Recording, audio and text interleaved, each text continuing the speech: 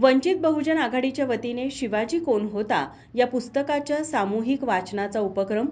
चष्म्याची अडचण आता होऊ देऊ नका। नंदादीप नेत्रालयात या आणि तुमच्या चष्म्यापासून मिळवा कायमची मुक्ती, कारण आता चष्मा घालवण्याची लासिक शस्त्रक्रिया फक्त 32,999 रुपयात, शिवाय 5,000 रुपयांपर्यंतचे लासिक स्क्रीनिंग अगदी मोफत। ऑफर मर्यादित कालावधीसाठी। तर वाट कसली बघताय, आजच कॉल करा 92-2000-1000। नंदादीप नेत्रालय, न्यू शाहूपुरी, कोल्हापूर। दृष्टी म्हणजे नंदादीप।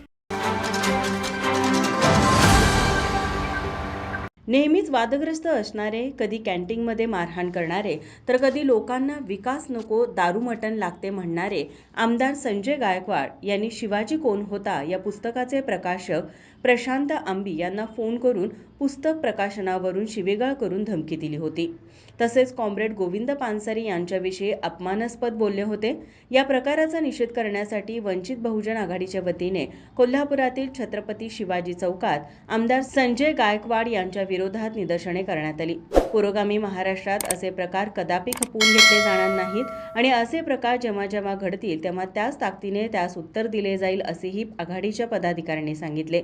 तसेच या संदर्भात आघाडीचे नेते प्रकाश आंबेडकर यांनी वंचित बहुजन आघाडीच्या सर्व जिल्हा, तालुका आणि महानगर समित्यांनी शिवाजी कोण होता या पुस्तकाचे सामूहिक वाचन आयोजित करावे असे सांगितले असून त्याच अनुषंगाने छत्रपती शिवाजी महाराज चौकात सामूहिक वाचन करत असल्याचे पदाधिकाऱ्यांनी सांगितले।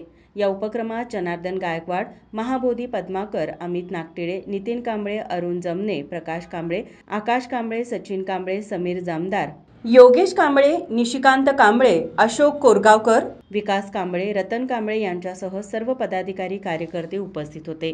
माझा महाराष्ट्र न्यूज, कोल्हापूर। ताज्या घडामोडी पाहण्यासाठी माझा महाराष्ट्र न्यूजला आजच सबस्क्राईब करा।